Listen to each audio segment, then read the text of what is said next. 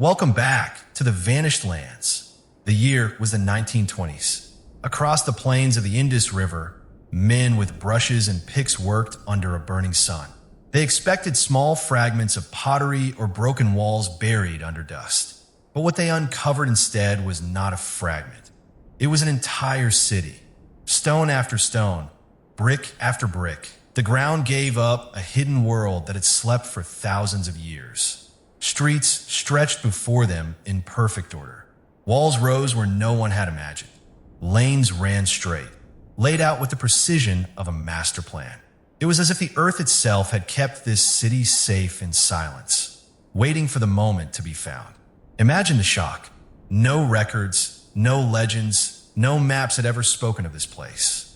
And yet here it stood, a lost city, older than memory, buried beneath centuries of dust. The archaeologists named it Mohenjo-Daro, the Mount of the Dead. But why had no one ever known?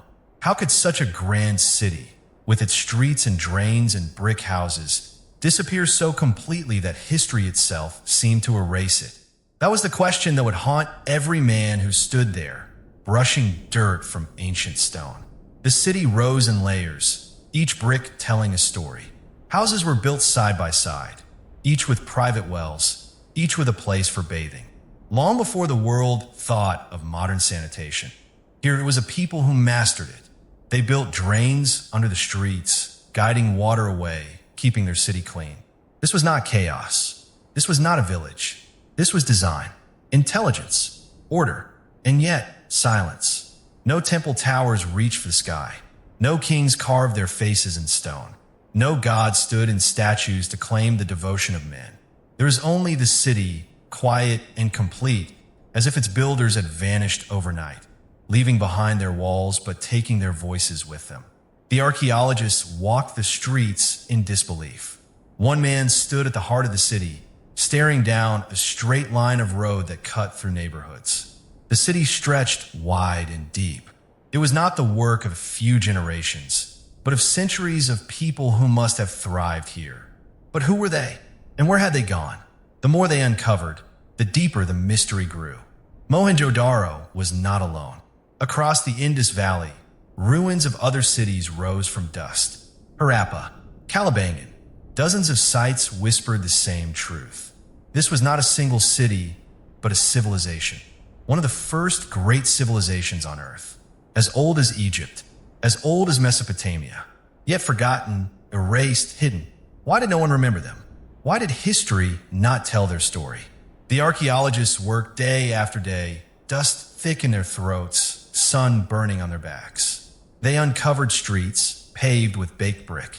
They found courtyards where families may have gathered. They found a great bath, a vast pool of water lined with stone, perhaps used for rituals, perhaps for something else. Here was a people who cared for water, a people who valued cleanliness. A people who built not for kings or priests, but for citizens. Every house had what no palace in Egypt would boast, running water. Every street was tied into a system that carried waste away. The city breathed with the rhythm of order. And yet silence. No armies. No battles carved in stone. No records of conquest or bloodshed. Only the empty streets and the question, where did they go? The archaeologists brushed the dust from their hands and stood in wonder. This was not a ruin left by accident. This was a city abandoned, a city that should have lived but died. And the deeper they dug, the more haunting the picture became.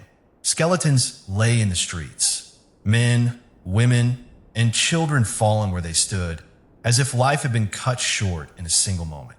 They were not buried with honor. They were not laid in tombs. They lay as if time had stopped, and their city with it. What could have done this? War left no mark on the walls. Fire left no scars across the city. The stones stood straight, the houses untouched. Only the people were gone. The city was vast, holding tens of thousands, maybe more. Its streets lined with houses, its markets alive with trade. Evidence showed a people skilled in crafts, in trade, in art. Small seals carved with strange symbols were found everywhere. A script, a language, yet one no one could read.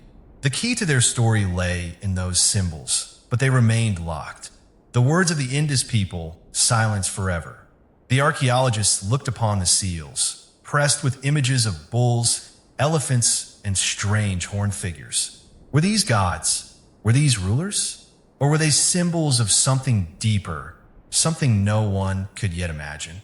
Mohenjo-Daro whispered from its stones, but the whispers were in a language no one could hear. And so, the mystery grew. A city as advanced as Rome, but 5,000 years ago. A people who built with skill, but vanished without trace. A civilization so great, yet erased from memory. The dust of centuries had buried them, and the world had forgotten. But now the dust was gone, the city lay open, and the question remained, how does a whole world vanish? The discovery shook historians. If this civilization existed at the same time as Egypt and Mesopotamia, why was it forgotten? Why had no one spoken of them? Was there something about their disappearance that the world itself wanted hidden? Day by day, the ruins gave up more secrets. Granaries stood where food was once stored. Streets led to the Great Bath. Wells dotted every block. But no temples, no palaces, no kings. The people of Mohenjo-Daro built for themselves, not for rulers. They lived in order, not in chaos. They valued water, not war. And still, they vanished. The city beneath the dust held more questions than answers. Its silence was heavy. The walls seemed to watch, to wait, as if guarding the truth that no one should know. Each artifact uncovered made the mystery darker. Each seal carried a code no one could break. Each skeleton told a story without words. The city was alive in its silence, pulling every mind into the same thought. What happened here? Imagine a civilization that built the first cities, the first drains, the first planned streets. Imagine they thrived for centuries. Then imagine they simply disappeared. No warning, no trace, just dust and silence. That was the Indus Valley. That was Mohenjo-Daro. And the question lingers even now. What force can erase an entire people so completely that the earth itself must be dug open to remember them? The archaeologists stood in the ruins, the wind whispering through broken walls. They had uncovered a city, but they had also uncovered a mystery. One that would not let go. One that would never give a final answer.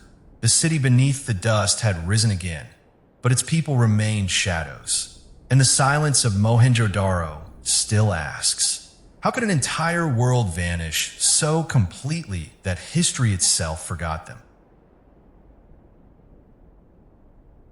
When the dust was cleared from Mohenjo-Daro, what stood revealed was more than walls, bricks, and drains. It was the work of builders whose minds seemed centuries ahead of their time. Over 5,000 years ago, when much of the world lived in scattered villages, these people built cities with straight streets, with houses in neat rows, with drains running beneath their feet. Their work was not chaos. It was not accident. It was the hand of architects who thought in lines, in systems, in design. But who were they? The stones gave no names. The walls carried no carvings of kings. The seals bore no stories of generals or gods. There were no temples that towered above the city, no palaces where a ruler might have lived. In other lands, rulers stamped their faces on stone so they would never be forgotten. Pharaohs carved their names in pyramids. Kings of Mesopotamia told their battles in cuneiform. But here, in the city of the Indus, there was silence. The architects worked without fame. They built without glory. They left no heroes, no tyrants, no conquerors to be remembered. They left only the city. Imagine the mystery. An entire civilization built with care and skill, yet no man claimed to rule it. A city as large as any in its age, yet no one carved a god to preside over it. No monuments stood to say, this was mine. Instead, all that remained were houses, wells, streets, drains, and silence. The more the city was uncovered, the stranger it seemed. In the houses, there were courtyards, small rooms, stairways that rose to second floors. Each home seemed built with thought, with privacy, with dignity. Every block of the city had its own well. Every family had water. No one was left without. But why? Why build in such a way when other civilizations gave all to kings and gods? Why did these builders care so much for order, for the needs of ordinary people? The archaeologists searched for answers, but none came. The Indus Valley people left no words that could be read. They left only their stones, and the stones whispered of a society that was different from all others. Some say they were the first true city planners. They thought not of temples, but of drains. They thought not of kings, but of houses. They gave their energy to systems that made life easier, not to monuments that made rulers immortal. But why would a people choose such silence? Perhaps they had rulers, but their rulers cared little for glory. Perhaps they had gods, but their gods were not carved in stone. Perhaps they chose not to leave faces and names, but only the work of their hands. If so, then they were a people unlike any other. And yet, this silence feels strange. It feels heavy. For what kind of civilization leaves no voice at all? In the ruins, thousands of seals were found. Small, carved pieces with animals, symbols, strange figures. Some showed bulls, others elephants, others a horned man seated in stillness. But none explained their meaning. None told their stories. The seals were marks without words, signs without voices. Were they used for trade? Were they sacred? Were they signatures of families or symbols of gods now forgotten? No one knows. The more one looks at Mohenjo-Daro, the more it feels as if the people themselves are hiding, as if they built their city with care, then stepped back into shadow, leaving nothing of themselves but their walls. This is what makes them the silent architects, builders without names, creators without voices. Think of it. At the same time, across the desert sands, pyramids were rising. Pharaohs demanded slaves build monuments that would last forever. Kings carved their names so deep that thousands of years later we still speak them. Yet in the Indus Valley, no king is known. No queen is remembered. No god is worshipped in statue or temple. Only the city itself remains, as if the people wanted the city, not themselves, to endure. Why would they choose this? Was it wisdom, or was it fear?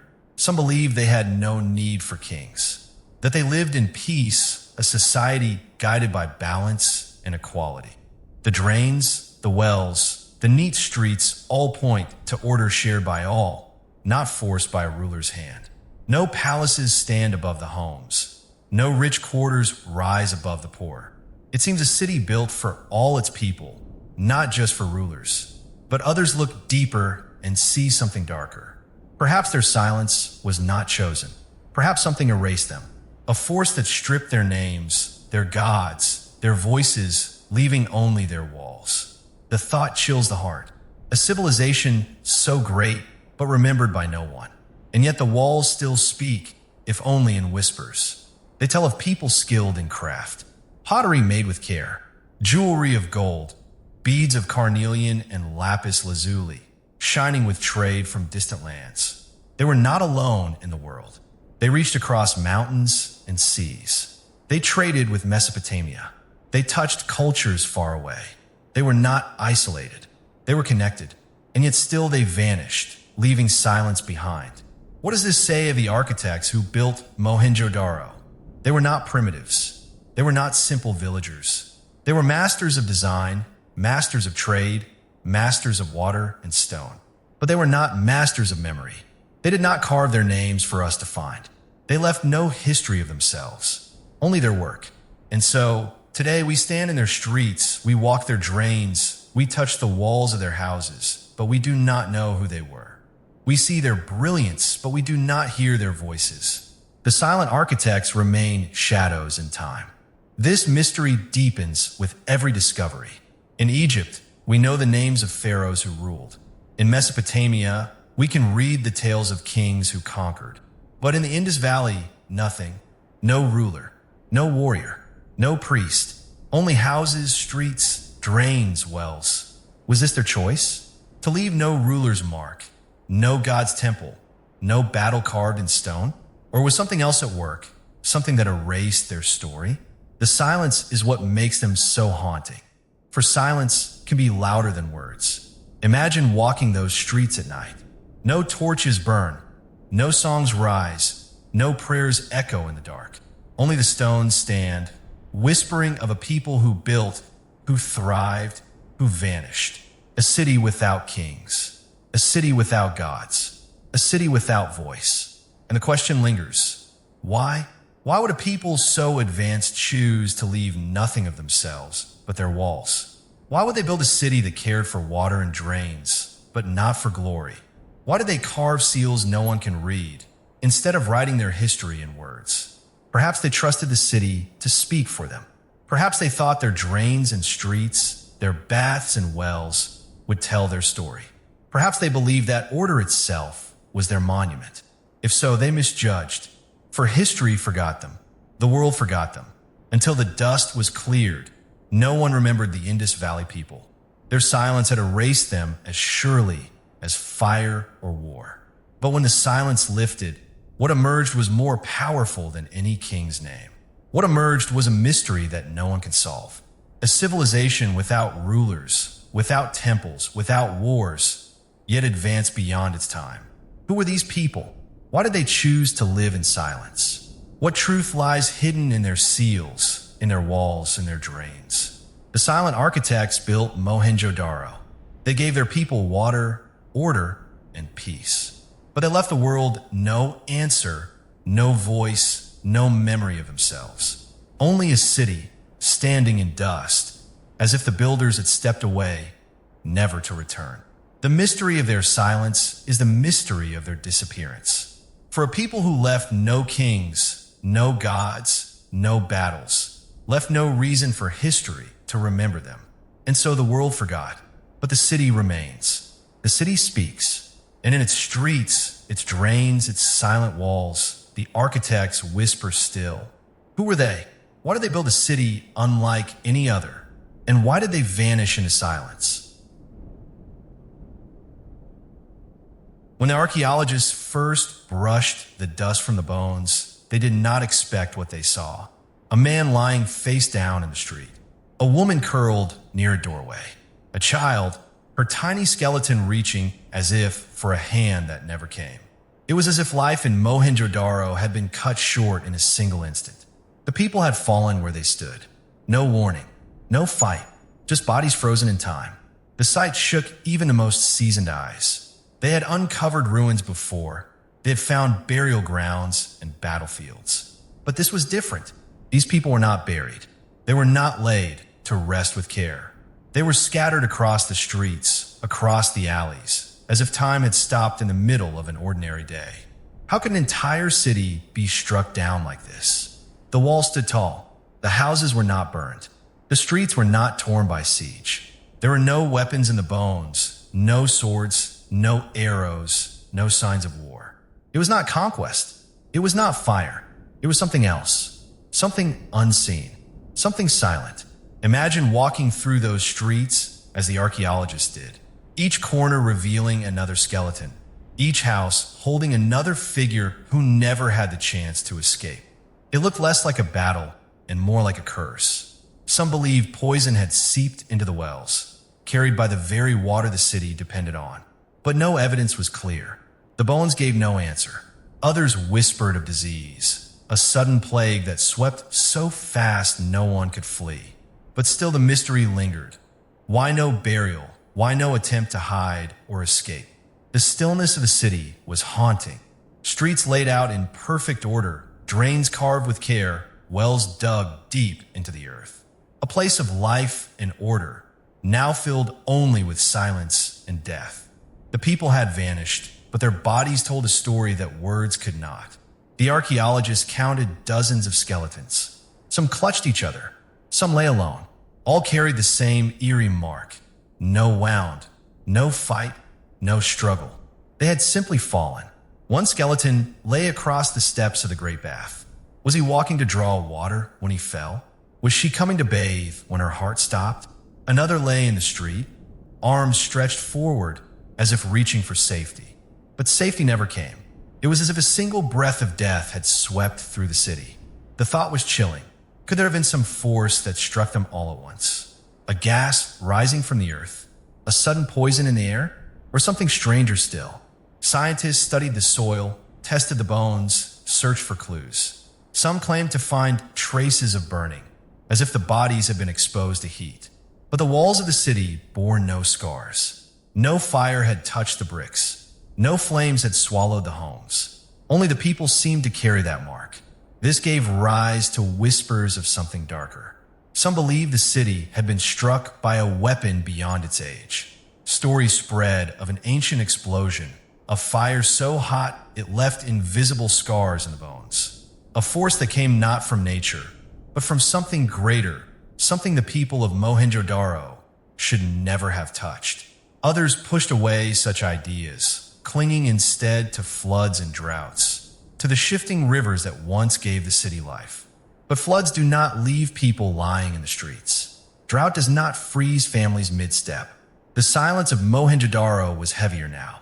The city was not just abandoned, it was interrupted.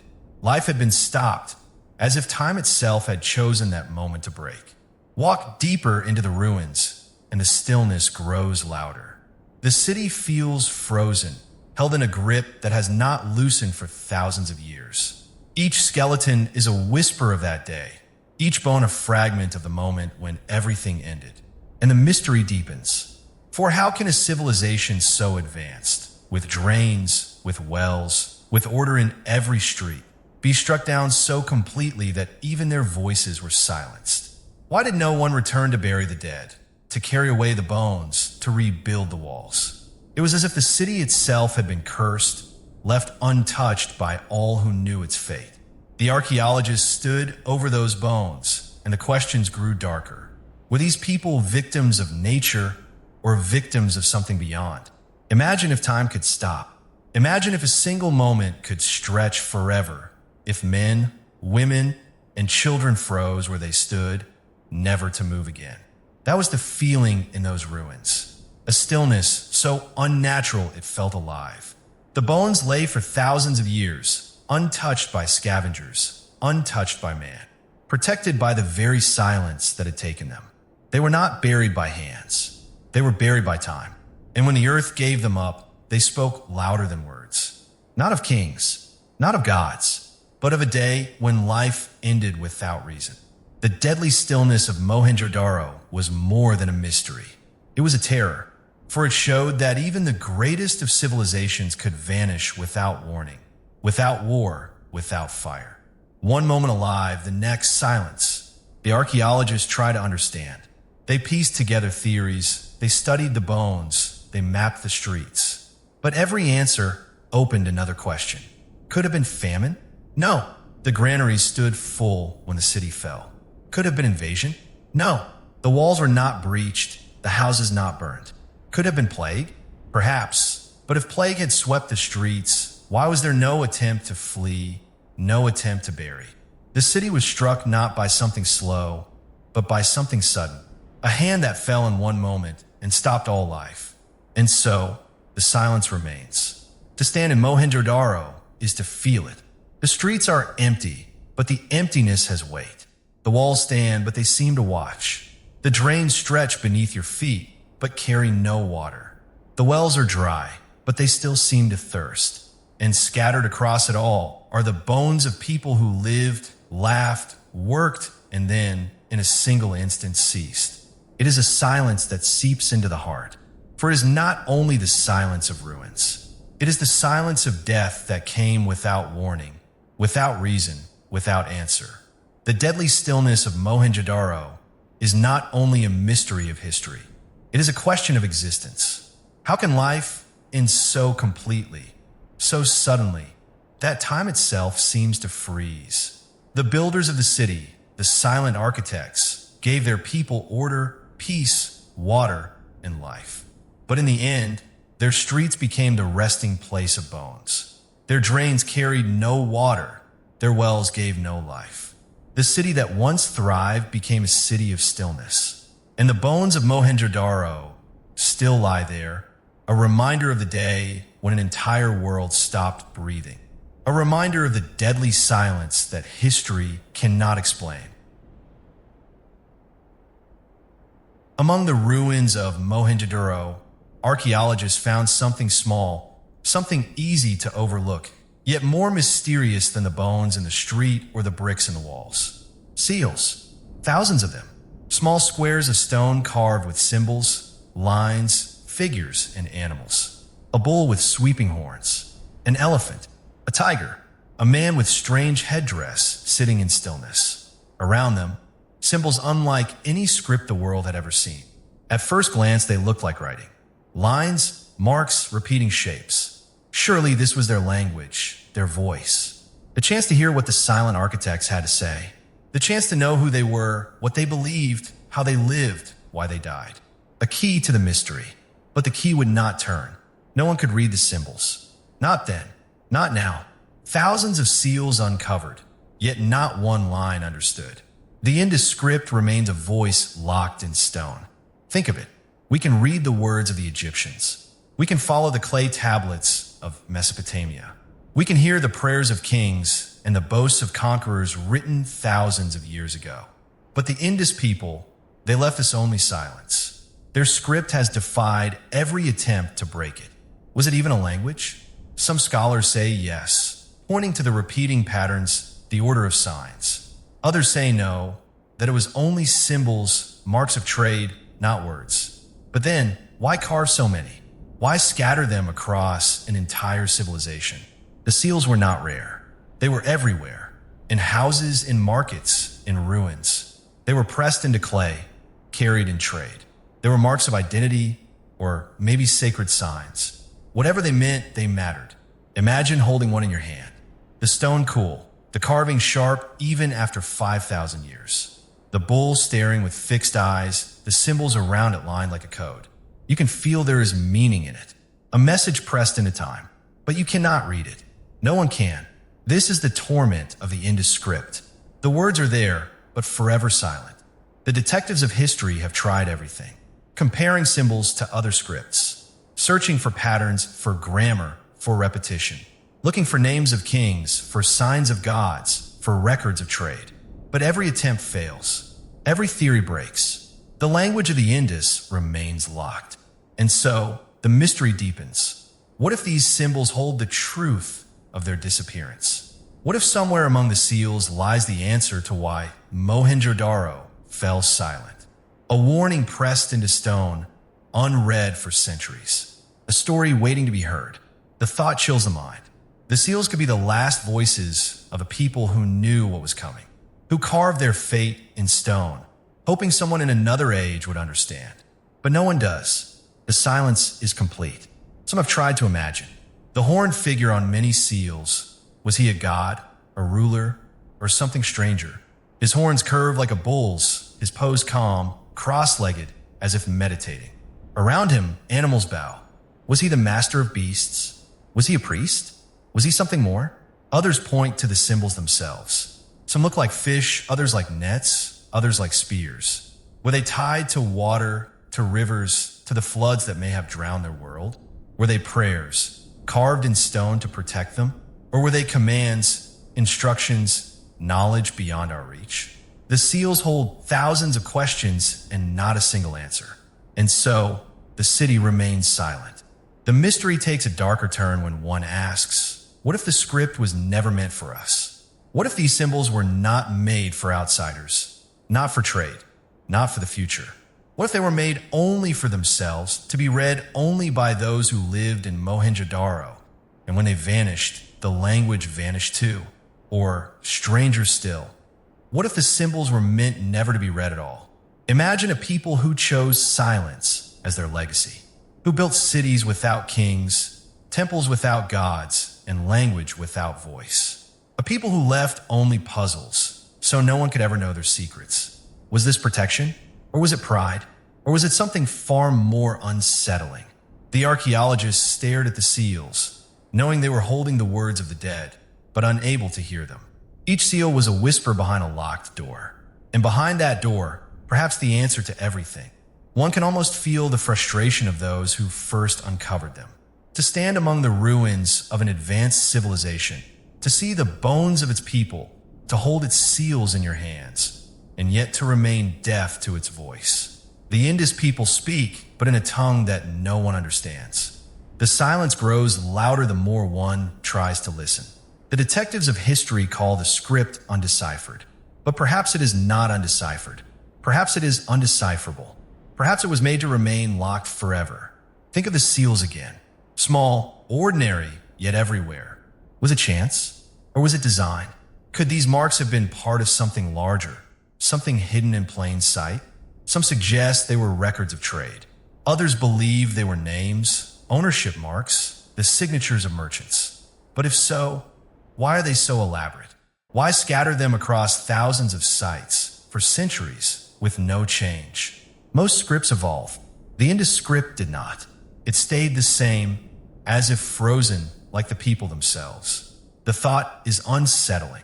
A language that did not change. A people who did not speak of kings or battles or gods. A silence carved in stone. It is possible, some say, that the seals are not language at all, but symbols of power. Marks of a code known only to a few, guarded by secrecy. If so, then the Indus people may have hidden their greatest truths in a system that only they could read, leaving outsiders forever locked away. The question burns. What were they hiding? Could the symbols reveal their fate?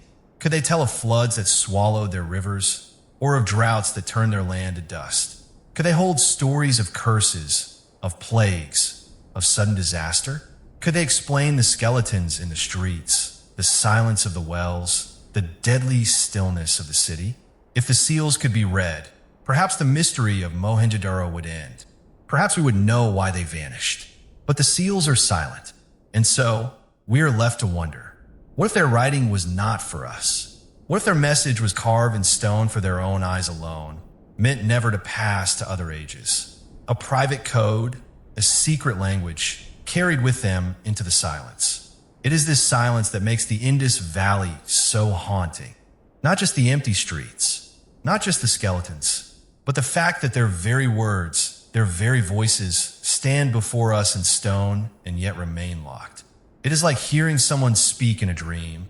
The lips move, but no sound comes. The city beneath the dust gave us bones and bricks, but the seals gave us the promise of words. Words we cannot hear. And so, the Indus Valley remains the greatest unsolved riddle of history. A civilization that built cities without kings, lived without wars, vanished without trace, and spoke in a language no one can read. The seals remain, thousands of them, scattered across ruins. Each one a whisper, a story, a truth. Each one silent, and the silence is powerful, for it reminds us that even the greatest of civilizations can vanish not only in body, but in voice. That words can live forever in stone, yet be forever lost. That a people can leave behind everything and still remain unknown. The lost language of the Indus is not only a puzzle of history. It is a mirror. It shows us how fragile memory is, how quickly voices can fade, how silence can swallow even the mightiest of cities. The seals wait, their symbols carved with care. They have waited for 5,000 years. Perhaps they will wait forever. Perhaps no one will ever break their code. And perhaps that is exactly as it was meant to be. When rivers vanish, cities fall silent. When the sky holds back its rains, kingdoms wither. Water gives life, and when it disappears, it takes life away. The Indus Valley Civilization rose because of rivers, mighty streams that wound across the plains, carrying silt, carrying rain, carrying the gift of life itself. Mohenjo-Daro and Harappa stood not in deserts, but in fertile lands shaped by water. Wells filled, drains ran, fields yielded grain. The rivers were their guardians, their lifelines. But rivers can betray. Geologists found signs of sudden floods, walls thick with layers of silt, streets buried beneath mud. The Indus, restless and vast, sometimes swelled beyond its banks, drowning the city it once nourished. Imagine water pouring through the streets, rising against the walls, sweeping away families, homes, lives. Flood after flood, year after year. A people building, repairing, and yet forever at war with the river they depended on. But there was another truth, more haunting. For as much as the waters came, they also withdrew. The sky grew dry. Rains faltered. The monsoon shifted. Crops withered. Wells shrank. and rivers that once flowed strong began to fade. The most haunting of all was the Sarasvati, a river described in ancient memory as vast, powerful, eternal. Some say it was greater than the Indus itself, wide as an ocean, flowing across the plains. But when archaeologists searched the land, they found only silence. The Sarasvati was gone. A river that had once carried cities on its banks had disappeared, erased from the maps of time. How does a river vanish? Scientists point to shifting tectonic plates, to earthquakes that change the courses of streams. They say waters fled underground, swallowed by the earth, leaving the surface dry. They say the land itself betrayed its people, drawing back the gift of life. But if drought came, if the Sarasvati dried, why did the people not move? Why did they not carry their knowledge, their order, their skills to new lands? Why did they not live again beside another river? This question has no answer. The evidence does not match perfectly. There are signs of floods, but floods alone cannot erase a civilization.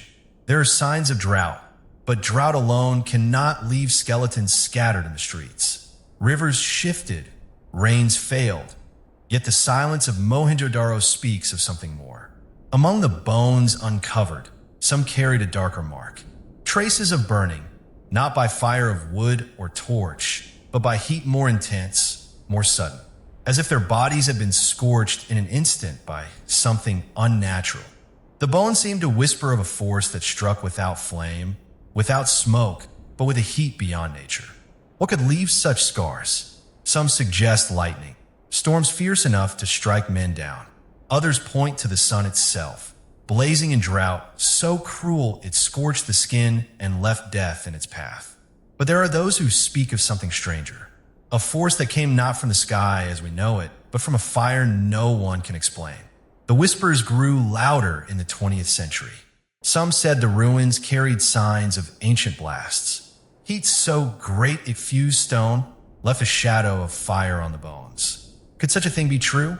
Could Mohenjo-Daro have been struck not only by floods and droughts, but by something far more terrifying? For years, this thought has haunted those who study the ruins. The floods explain part, the droughts explain part, but together they do not explain the sudden silence. They do not explain the bodies lying mid-step, frozen where they fell. They do not explain the traces of heat. It is as if water and fire both struck the city. The river betrayed them, drowning them, starving them. Then a force of heat beyond fire swept across their streets. Was this nature, or is this something else? The city itself seems to remember. The bricks hold layers of silt from floods. The wells show signs of drought. The bones whisper of heat. Each layer of the ruins tells a story of survival, and then of an end. Imagine the fear of those who live there. Year after year, the waters rose and fell, taking their homes, taking their crops. Then the rains grew thin, the fields turned to dust. A mighty river disappeared, leaving only dry earth where once there was life. And then at last came the heat. A people who had planned their streets, who had built drains to carry waste, who had given water to every home. Undone not by war, not by conquest, but by fire and water, the twin forces of the earth. Or was it truly the earth alone? Some whisper of curses, that the city had risen too high, that its silence angered forgotten gods, that fire and water came as punishment. Others speak of forces far beyond human reach, ancient powers that struck with floods and then with a fire no man should have seen. The truth is hidden in the silence. The Sarasvati, once mighty, is gone. The Indus, once generous, shifted its course. The rains faltered, the skies grew cruel, and Mohenjo-Daro fell silent. But the bones tell of something more, of heat that should not be, of a stillness that water and drought alone cannot explain. The whispers of fire and water linger in the ruins. To walk those streets today is to feel them both. The dry wells, empty and lifeless, speak of drought. The layers of silt packed against the walls speak of floods. And the bones, they speak of something darker, something that came in a moment, leaving no time for escape. It is as if the city was caught between two forces torn apart by opposites. drowned by water, burned by heat. Life given and life taken by the same hand. And so the mystery deepens. Why did an entire civilization simply walk away? Why did they not carry their skills, their drains, their order to new lands? Why did they vanish instead of rising again? Perhaps the answer lies in the rivers. When water fails, people move. But when fire comes, people fear. Perhaps what struck Mohenjo-Daro was not only loss of water, but a terror so deep it left the survivors unable to return. Perhaps the silence of the city was not only from death, but from fear that lingered in every stone. The Sarasvati vanished, the floods raged, the droughts burned, and in the end, Mohenjo-Daro was abandoned. Not destroyed by armies, not conquered by kings, but left in silence by forces no one could fight. The whispers of fire and water remain. They move through the streets like ghosts. They speak through the wells, the bricks, the bones. They remind us that even the mightiest of cities can fall, not by sword or flame, but by the earth itself, by rivers that vanish, by heat no man can explain. And they leave us with a truth both haunting and unforgettable. The people of Mohenjo-Daro did not fall in war. They did not burn their temples, for they had none. They did not leave stories of kings or gods. They left only their city and the silence of their end. The whispers of fire and water tell us that their fall was not simple. It was not one disaster, but many. Floods, droughts, rivers that vanished, heat that should not exist, forces that came together to erase them. And when they were gone, the city remained, buried in silt, covered in dust, waiting. The bones still lie where they fell. The wells still stand dry. The seals still whisper in symbols no one can read. And the whispers of fire and water still move through the ruins, reminding us of a truth no one can escape. That even the greatest of cities can be undone by the earth itself. That silence can fall in a single moment. That water and fire, the two gifts of life, can also bring death. And that the story of Mohenjo-Daro will forever remain a mystery.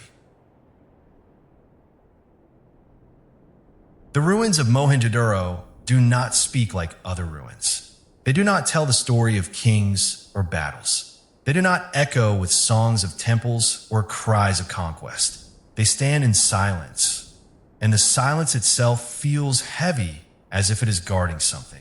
For years, scholars looked at the skeletons lying in the streets, untouched by weapons, yet marked with strange traces of heat. They studied the layers of earth where the city slept, and some found what they believed was ash, a residue that seemed to carry radiation. The whispers began then, whispers of something forbidden. Some say Mohenjo-Daro was not destroyed by flood or drought alone. Some say it ended in fire, a fire not of wood or torch, but of a blast so fierce it could melt stone, scorch bone, and silence a city in an instant. The whispers grew darker. Could it have been a weapon? The thought chills the blood. For this city stood 5,000 years ago, long before mankind dreamed of such power. Yet the skeletons speak of heat. The earth speaks of burning.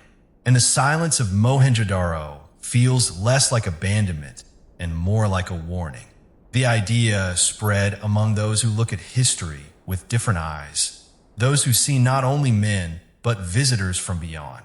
Ancient astronaut believers spoke of nuclear blasts, of weapons of the gods, of forces unlocked by hands not ready to hold them. They point to the epic tales of India, to stories written in the Mahabharata and the Ramayana. Stories of flying machines, of divine weapons that shone brighter than the sun, of explosions that turned sand to glass. Could those stories be echoes of truth? Could Mohenjo-Daro be the shadow of such a weapon? The thought alone is terrifying. A city silenced not by time, not by rivers, not by hunger, but by fire so great it erased voices in a single moment.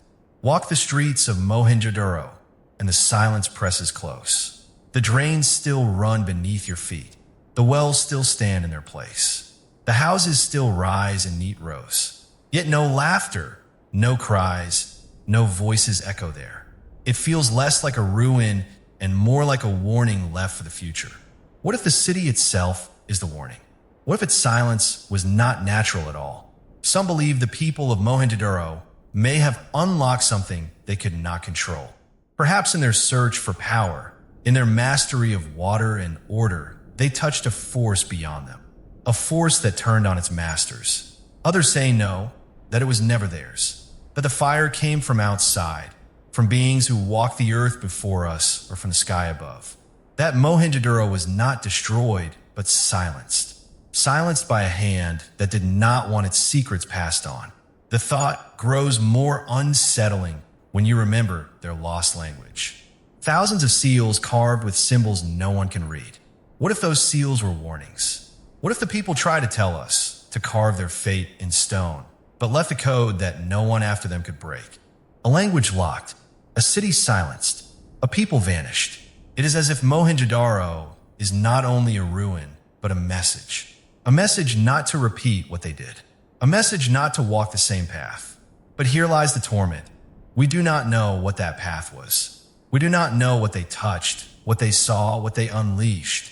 We only see the silence left behind.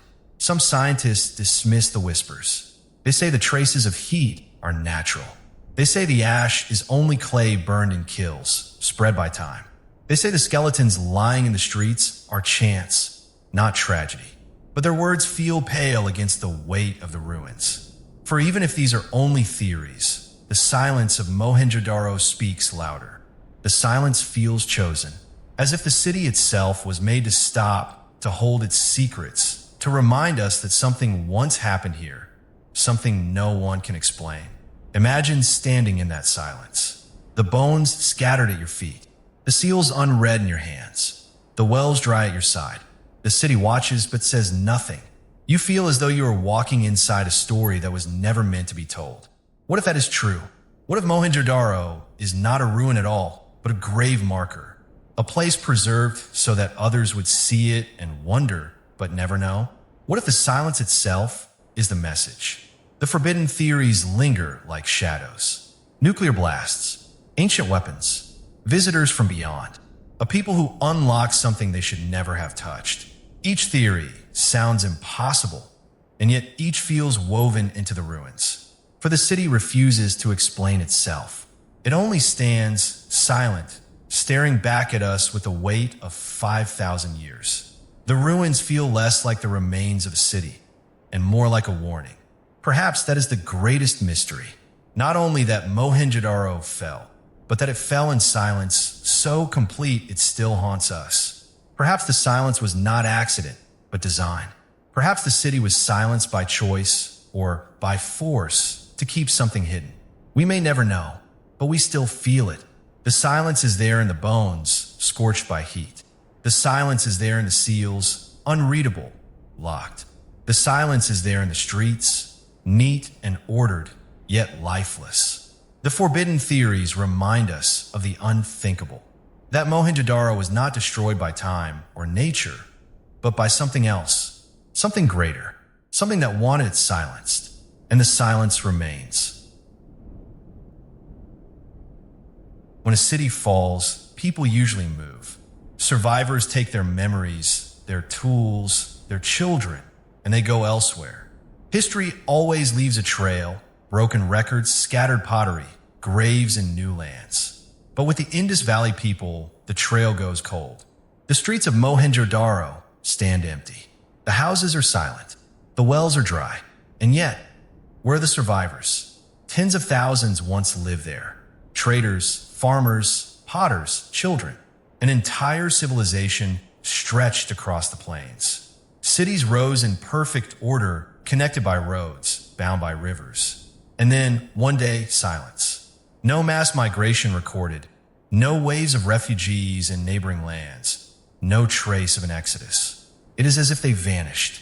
Historians search for clues. They examine pottery styles and later cultures, looking for fingerprints of Indus craft. They study languages, hoping for echoes of their voice. Some say the people merged into the cultures that came after, the Vedic, the Aryan, that they blended in so completely their identity dissolved. But this answer feels thin. Civilizations do not disappear into silence without leaving marks. If the Indus people merged, were their kings in the new tales? Where are their gods in the new temples? Where are their streets, their drains, their wells in the new lands? Instead, there's only absence. Detectives of history look at the ruins like investigators at a crime scene. They note what is there and what is missing. The skeletons lying in the streets speak of suddenness, not slow decline. The undeciphered seals whisper of voices cut short. The rivers that vanished explain much, but not all. Famine may scatter people, but famine does not erase a whole culture without trace. War may burn cities, but war leaves scars, and Mohenjo-Daro bears none. It feels like more than drought, more than flood. It feels like abandonment, a sudden leaving, as if the people walked out and never returned. But why would they walk away? Some say disease struck, forcing survivors to flee. Yet no mass graves exist, no marks of plague etched in bone. Some say invasions came, yet no broken walls, no burned houses remain. The puzzle refuses to fit, and then comes the darker thought. What if they did not move? What if they were taken? This question lingers in the ruins like a shadow. For when tens of thousands vanish without record, without trace, the silence itself demands explanation. Some imagine raiders from afar capturing whole cities, but no conquerors ever claimed Mohenjo-Daro. No empire carved its victory into the stones. Others whisper of disasters so sudden, so final, that no one escaped to tell the tale.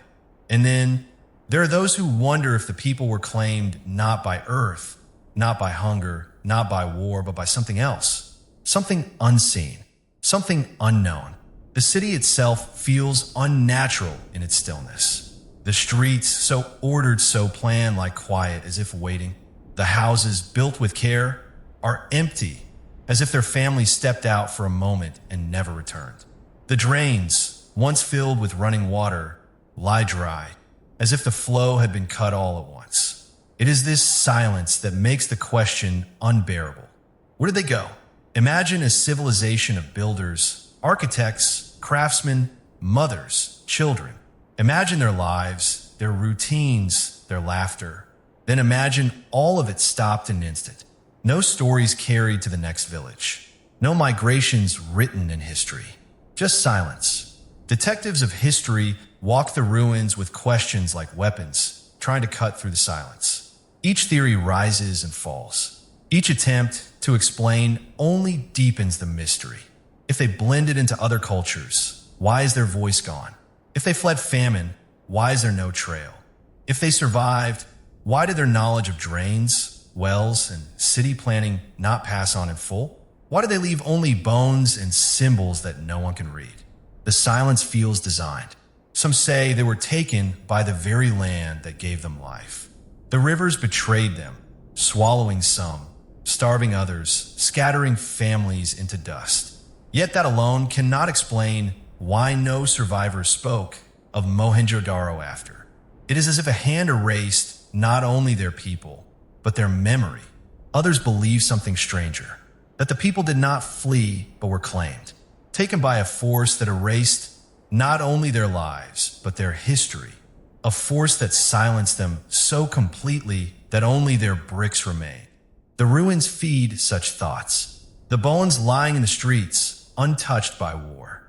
The wells, abandoned mid-use. The seals, left behind as if dropped in haste. It feels less like migration and more like disappearance. What if the people of Mohenjo-Daro never walked away at all? The idea is unsettling, but it lingers. Some imagine they were taken underground, swallowed by the earth itself. Others imagine they were taken upward, into skies they once watched, into stories of gods and beings not of this world. Still others whisper that they crossed into another place, another realm, leaving behind only the shell of their city. Science seeks simple answers: drought, flood, famine. And perhaps those answers are enough. But the silence of Mohenjo-Daro resists them.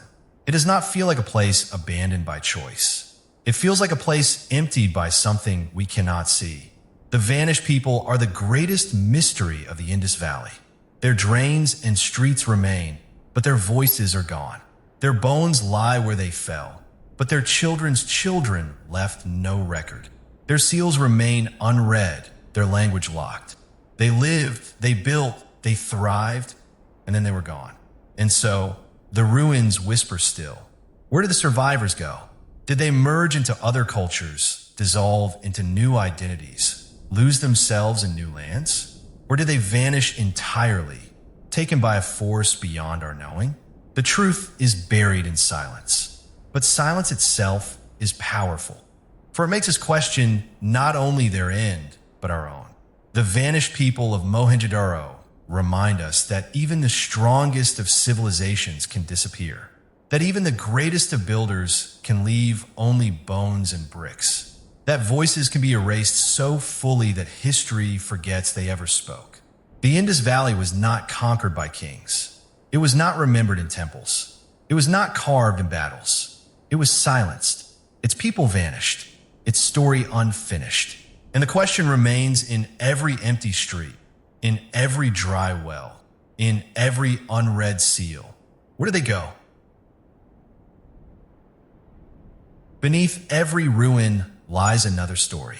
Stones rest on older stones. Walls rise over forgotten walls. Civilizations are often built on the bones of those that came before. And in Mohenjo-Daro, the deeper the archaeologists dug, the stranger the story became. The city they first uncovered was advanced, planned with precision, alive with wells and drains. But below that city, beneath the streets, beneath the houses, they found something else. Layers of earth and brick older than Mohenjo-Daro itself.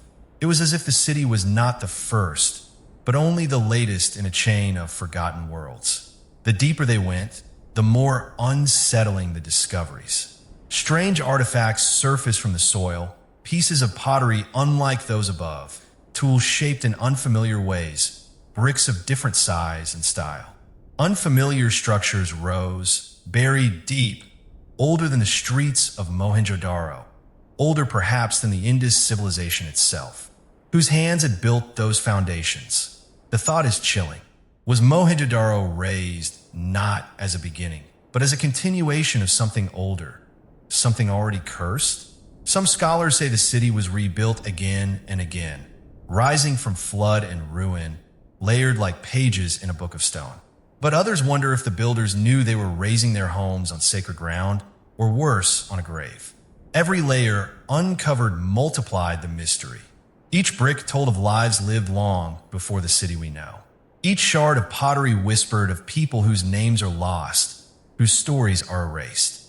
Imagine digging into the earth, uncovering city upon city, each older than the one above. It feels less like history and more like shadow. A shadow of time itself, stretching deeper than memory. What was this place that drew people again and again to build, to live, to die? Some of the artifacts seemed strange, not only old, but unfamiliar, as if they belonged to a people who thought differently, lived differently. The tools, the objects, the structures beneath did not match the style of the Indus people above. It was as if another civilization had lived there, long before, only to vanish in silence like those who came after. Could Mohenjo-Daro have been cursed from the start? The idea lingers in the mind, that the people of the Indus built their great city upon a land already marked by tragedy, that each new layer carried not only stone, but the shadow of what came before, that the silence of Mohenjo-Daro was not only its own, but the echo of silence buried deeper still. What if this land was always meant to vanish? The archaeologists could not answer. They brushed away dirt, they mapped the layers, but each discovery raised more questions. The deeper the earth opened, the less the city explained itself. Instead of solving mysteries, the ruins multiplied them. This is what makes the shadows beneath so haunting, for they remind us that Mohenjo-Daro was never alone. Beneath its streets lie other cities. Beneath its silence lies other silences. Was this land sacred? Was it cursed? Was it chosen? Some believe it was the gift of the rivers, that the soil was so rich people returned again and again, even after floods destroyed their homes. That each generation rebuilt, layering new bricks over the bones of the old. But others believed the land itself held power, a magnet that drew people, even when it should have been left alone. The strange artifacts suggest a story deeper than simple rebuilding. Unfamiliar styles hint at other cultures, other people older than the Indus Valley. Were these ancestors? Or were they strangers whose names even the Indus people never knew? It is unsettling to think that Mohenjo-Daro may have been built on the ruins of another lost civilization. A civilization forgotten even before the Indus fell silent. Imagine that. A city built upon a city. A silence built upon a silence. If that is true, then what lies beneath Mohenjo-Daro is not only history, but warning. For if one civilization vanished there, and then another, how many must vanish before the land itself is understood? The shadows beneath feel alive. They press against the surface, whispering that the story of Mohenjo-Daro is not only the story of one city, but of many. That the silence of the Indus is only the latest chapter in a book written long before. Each excavation deepened the unease. As new layers were uncovered, the ruins above seemed less like the beginning and more like an echo. The Indus people may not have been the first to vanish there. They may only have been the last. And that thought is more haunting than any. The strange artifacts, pots shaped differently, tools unfamiliar, structures that did not fit the style of the Indus, are clues without explanation. Who built them? Where did they go? Why did their memory not survive? The silence of Mohenjo-Daro was heavy enough, but the silence beneath it is unbearable. For it suggests that forgetting was not accident, but pattern. That people rise, build, vanish, and are forgotten again and again on the same ground. Was the land cursed? Did the rivers betray not only the Indus, but those who came before? Did the earth itself demand silence, swallowing every voice that dared to rise there? The shadows beneath speak of repetition. They speak of loss layered upon loss, silence upon silence. They remind us that the Indus Valley's mystery is not only its disappearance, but the possibility that it was never the first to disappear. This is what makes Mohenjo-Daro feel less like a city and more like a monument to vanishing. A place where civilizations come to thrive and then to be erased. The archaeologists who uncovered the deeper layers knew they were touching something older than history itself. They held in their hands shards of lives that no one even knew existed. Civilizations erased so completely that even their names are gone. And that silence is darker than any ruin above. For it means Mohenjo-Daro is not alone in its mystery. It is only the most recent shadow cast on the same ground, a shadow beneath which other shadows wait. The story of the Indus Valley is the story of a people who vanished, but the shadows beneath suggest something greater. The story of a place where people vanish again and again. And that truth, buried in silence, may be the greatest mystery of all. The ruins of Mohenjo-Daro hold many puzzles, but one stands above all: the silence. Every great civilization leaves behind a voice. Egypt filled its deserts with pyramids and carved its pharaohs into stone. Mesopotamia pressed its kings into clay tablets. The Mayans raised temples to pierce the sky, telling stories of gods and rulers. But the people of the Indus Valley left nothing of the sort.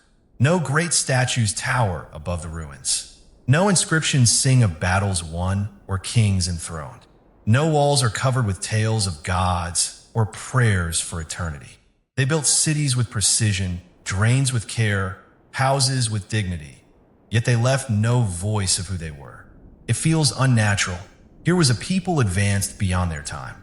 They designed cities in grids. They gave water to every house. They created seals carved with symbols that still defy us. They traded across seas. And yet, they did not carve their heroes into stone. They did not raise monuments to their gods. They did not leave behind stories that every other civilization clung to. It is as if they chose silence. Imagine standing in those empty streets. You see their brilliance in every brick. You feel their intelligence in every wall. But you hear nothing. No words, no voices, no names. It is as if the people themselves stepped out of time, leaving only the city, never their story. The silence grows heavier the longer you look.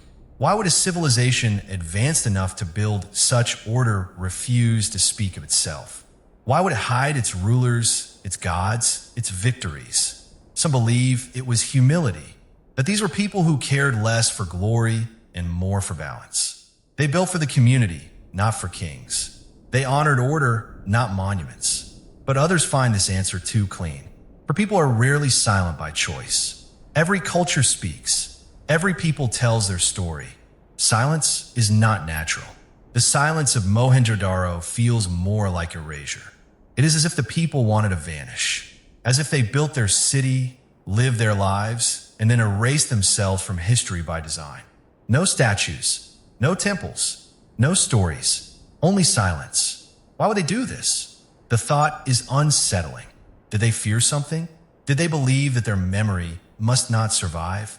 Did they think that silence was safer than remembrance? Or was the silence not their choice at all? Perhaps they were erased by something greater, not by war or famine, but by a force that did not want them remembered, a hand that silenced their voices, leaving only the shell of their city as a puzzle. Perhaps Mohenjo-Daro was not forgotten. Perhaps it was silenced. This idea turns the ruins into something darker. They are not only remains of a city. They are a message carved in absence, a warning written in silence, a story told not in words, but in what is missing. Look again at the seals. Thousands of them, filled with symbols. Yet none of them tell a story that we can read. Their words locked, voices muted. What if they were meant to be unreadable? What if they were designed to be silence, disguised as writing? The psychological weight of this silence is haunting. It feels less like history and more like intention, as if the people of the Indus Valley had looked into the future and chosen not to be remembered, as if they decided their story was not for us. But why?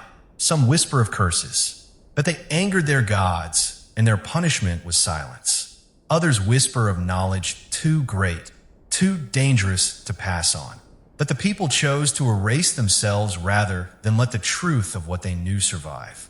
And still others whisper that it was not choice at all, that they were silenced by a force beyond them, erased not only in life but in memory, their story stripped from history as if it had never existed.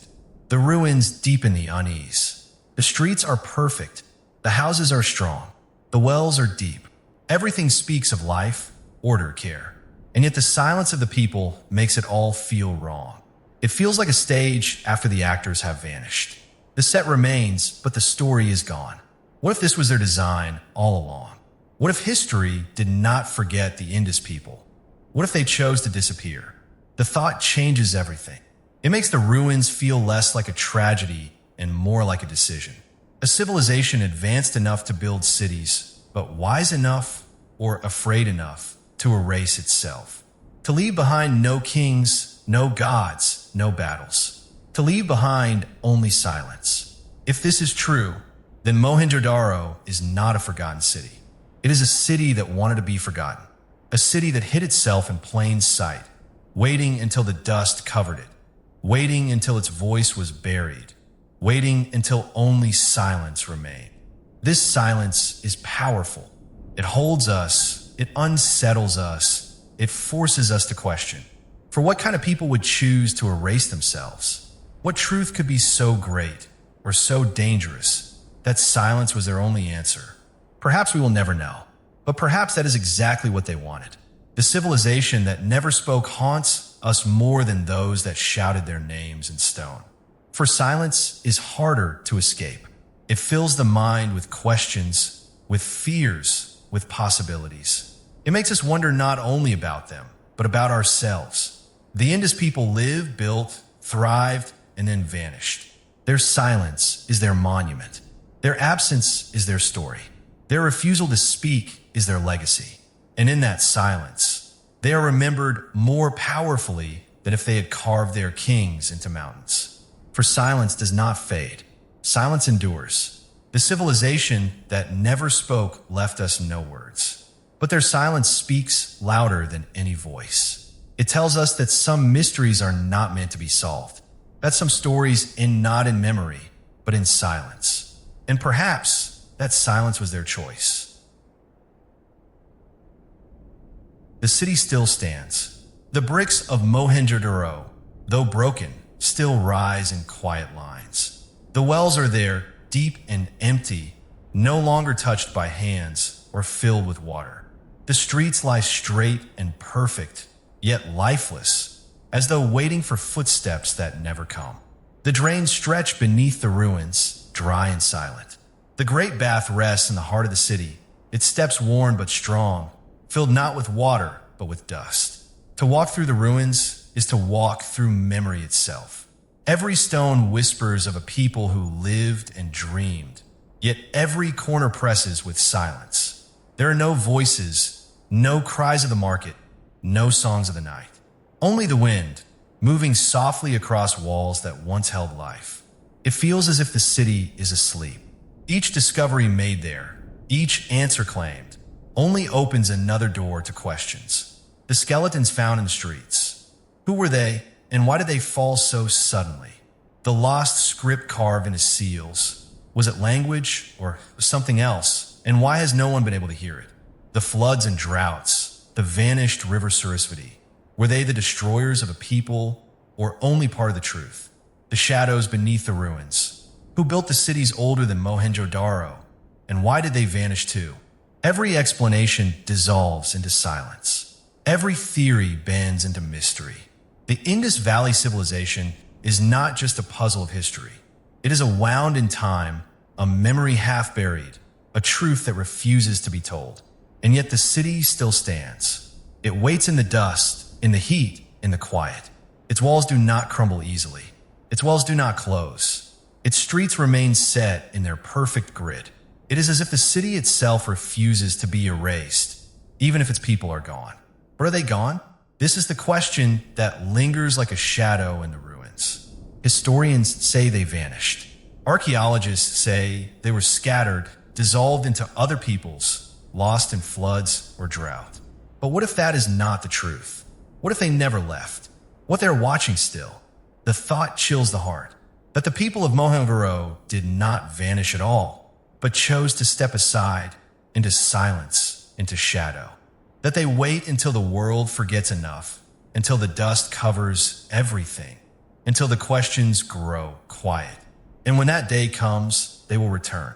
It is not so strange to believe. The ruins themselves feel less like the end of a story and more like a pause. The city looks less like death and more like slumber.